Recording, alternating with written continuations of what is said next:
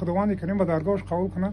سببگار این خیر ما شدیم و خیر کردگی و خیرش خداوند کریم قبول نبلاه.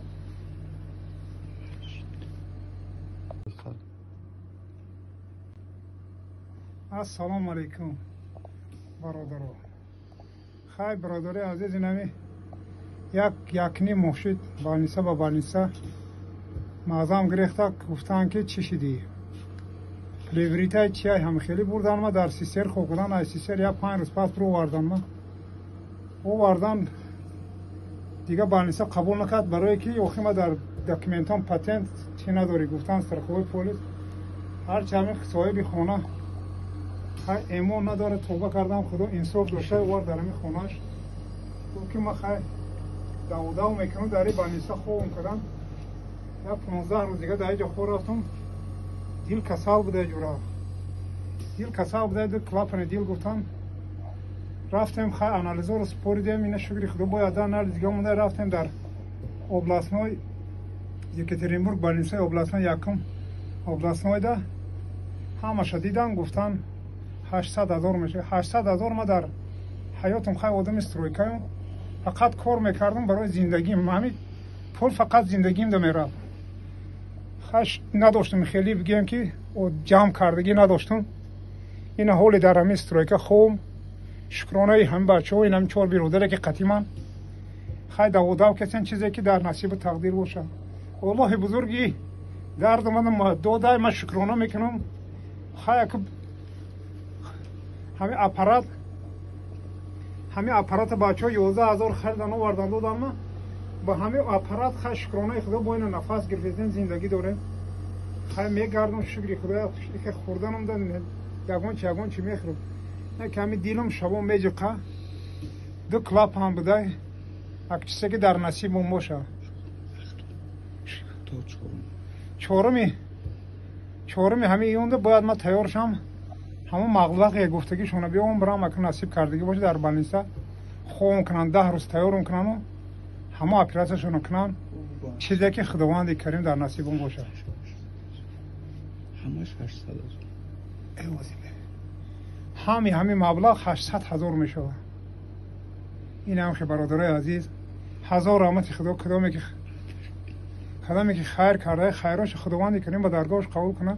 سببگار این خیر ما شدیم و خیر کردگی و خیرش خداوند کریم قبول نبلاه. اگر خیر کنی وقتی سحر کن زبانت رو همیشه چون شکر کن. دل آزاری مکن در زندگانی دل آزاری مکن در زندگانی.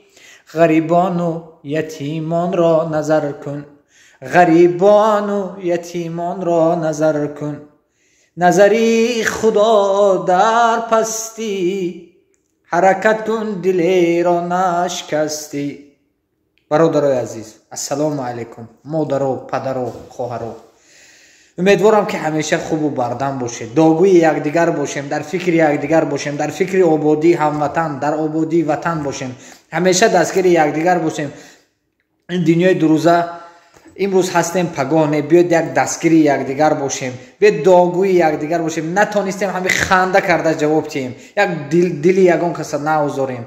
همیشه دستگیر باشیم. همیشه دل بردار باشیم. سخنی نیک داشته باشیم. کسی میتواند قدرت به توانایی به همین تقایی چند قدر کمک کند. در غریبی بیمار هستند بیماری دل هستند. باور کنید من کارم بسیار کمتر. من گفتم بیاید سیامکه کنید باز میرم خدا خواهد در نزدشون باز نوار میکنم. خدا خواهد باید 4 5 این با بالنیسه بفرویم. کارت دادرشون نمره خود تلفنشون در همین زیر نوار میشود. در اکرانای شما با میبرید نمره خودشون زنگ زنید در حالشون با خبر باشید. برادرای عزیز در این دنیا فقط دلبرداری نامی نکوکاری میموند.